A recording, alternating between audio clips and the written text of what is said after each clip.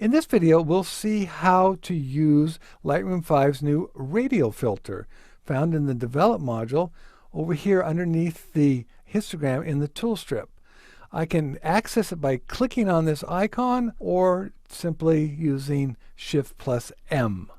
I'll go ahead and click on it now, and you can see all these adjustment controls that are usually associated with the adjustment brush are now available under the radial filter. So let's see how this works. I'm going to show you how I use it as a way of creating a vignette, and I'll also show you how I use it to creatively add points of light to an image. Okay, let's start by creating a vignette. Well, first of all, this is not the vignette that you'll find down here if you select the effects and post-crop vignetting. We have so much more control over this vignette, and you'll see what I mean shortly here. So I'm going to go ahead and start by reducing my exposure a little bit. This really doesn't matter if I do it now or later, but if I do it now, I'll be able to see the effects of my circular mask. And I'm going to now click and drag anywhere on the picture. It doesn't matter where I start or what I do, because I'm going to show you a trick that will bring this mask right where I want it to go immediately. I'm going to hold down the Command or Control key and then just double click on it. And now it immediately brings it to the outer parameter of my image window. Now I want to come down here. I don't want this selected now, invert mask. I want to deselect that because I want the areas to be affected outside of the circle. And let me just go ahead and turn this off so you can see how that's working. You can see it's keeping just the middle part is the original settings, but the lower exposure value is going to the edges. Now I can adjust the feathering of the mask here. If I want to go to a really super hard edge, I move that feather all the way to the left and a softer feather to the right. Okay, so we've created a nice vignetting effect, but I want to control this mask a little bit more. I don't want it just to be this oval that you see here. So I can come over to these bounding boxes. I can click and drag, and if I go ahead and click and drag this way, you can see the whole oval is moving. If I hold down the Option or Alt key, however, just that part associated with that bounding box will move. Now I can move over here and adjust this one, and I can even rotate this oval if I want to, just by moving my cursor outside of it and clicking and dragging. And you can see how that now turns. So you have a lot of control over how this mask is being applied. Now, the other thing I want you to note is that I've only worked with the exposure over here. I can also apply other settings as well. And in this case, I want to soften the background even more behind these girls. And I'm going to do that by moving my clarity slider all the way to the left and my sharpness all the way to the left. Now, I think my feathering is a little too strong, so I'm going to come over here and reduce the feathering because I want to keep it sharp in there. Go down about to there. Okay, now let me go ahead and turn the effect off and then turn it on.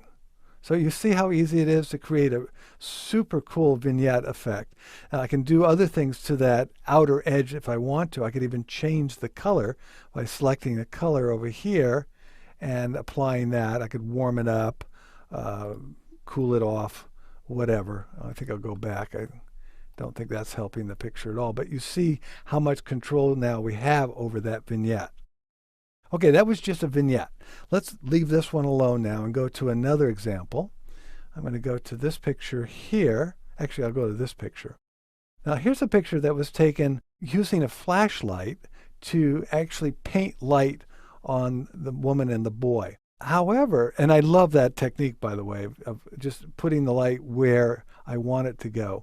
I'm going to take that farther with the radial filter because I'm going to now use that to direct points of light in other parts of the picture that I couldn't get to with the flashlight. So this is something I'm pretty excited about. The radial filter selected, so it's ready to go. In this case, I'm not going to bring my exposure down. I'm going to brighten up parts of the image, and I'm going to increase clarity. I can move these sliders later, and I will. So now I'm going to come over and I'm going to pretend like I have my flashlight in my hand again. And I'm going to click and drag, And you can see the effect right away because I have this set to invert mask. It's only applying it on the inside of the circle. Now if I deselect that, it goes to the outside. That's not what I want here. I want this to be like a light source.